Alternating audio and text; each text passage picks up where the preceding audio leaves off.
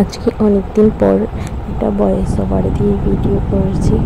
আসলে এই ভিডিওটা আমার বার্থডে দিনে ছিল। ওই দিন আমরা একটা মন্দিরে গিয়েছিলাম, যেটাকে বিরম্বা কালী মন্দির বলা হয়। এটা জায়গাটা মেলাঘর পড়ে। তো ওইখানে আমার মনে হয় না ত্রিপুরার খুব কম মানুষই জানে এখানে এই মন্দিরটা, কারণ এটা অনেকটা ভিতরে ছিল। আমি এই প্রথম দেখেছিলাম। আর এটা পুরো সাউথ ইন্ডিয়ান স্টাইলের পুরো মন্দিরটা, পূজা টুজা যে হয় ওইখানে ভোগ প্রসাদ পুরো সাউথ ইন্ডিয়ান টাইপের। আমার মনে হয় কোনো একজন সাউথ ইন্ডিয়ান লোকই এই মন্দিরটা প্রতিষ্ঠা করেছে। তারপর বাঙালি দ্বারা একটা পূজা টুজা সব কিছু হয়। মন্দিরটা এখনও পুরোপুরি কমপ্লিট হয়নি, কিন্তু যতটুকু দেখেছি এটা ফিউচার আরও খুব সুন্দর হতে চলেছে। আমার তো ভীষণই ভালো লেগেছে।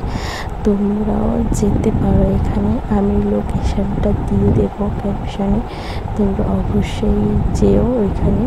আর এই কালী মা নাকি অনেক বেশি জাগ্রত।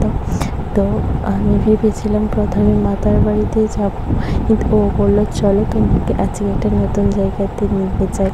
তো আমরা এখানে গিয়েছিলাম আর কি। এই দেখো ঠাকুরগুলো কি সুন্দর, খুবই সুন্দর। আর এখানে আরও নতুন কিছু মূর্তি তৈরি হয়েছিল। আমরা তো অনেক পরে গিয়েছি, একটা দুটোর সময় গিয়েছিলাম। প্রায় ভোগ টোগ প্রায় শেষ হওয়ার পর, তবু আমরা গিয়ে প্রসাদ পেয়েছি।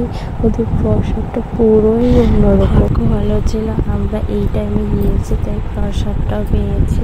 ইচ্ছা ছিল বাড়িতে আনার, কিন্তু কোনো প্যাকেট ট্যাকেট নিয়ে যাইনি, তাই বাড়িতে আর আনিনি। তোমরা অবশ্যই সেখানে যেও, মার কাছে পুজো করো, ভোগ দিও, কিন্তু একটু আগে আগে যেও। আমরা যে দোকানটা থেকে প্রদীপ আর ধূপকাঠি নিয়েছিলাম, ওই দোকানে দাদাটা বলেছিল অমাবস্যার সময় নাকি অনেক বড় করে পুজো হয়। এই দেখো এই মাটা, এটা খুবই সুন্দর, পুরো অন্যরকম।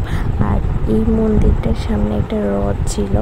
এই রথটাও পুরো কালী মার যে মুখটা, এই দেখো রথের এই দড়িগুলি ছিল কালী মার যে মুখটা, এইটা দিয়ে রথটা বানানো হয়েছে। আমার তো ভীষণ ভীষণ ভীষণ ভালো লেগেছে। এখানে হয়তো বা কোনো যজ্ঞ টজ্ঞ হয় এখানে দেখো। আর এই দেখো মন্দিরটা কীরকমভাবে সাজানো। আমি সেখানে গিয়ে আমার থেকে মনে হয়েছিল যে আমি কোনো একটা ব্যাঙ্গালোর বা চেন্নাই এমন কোনো রাজ্যে চলে এসেছি।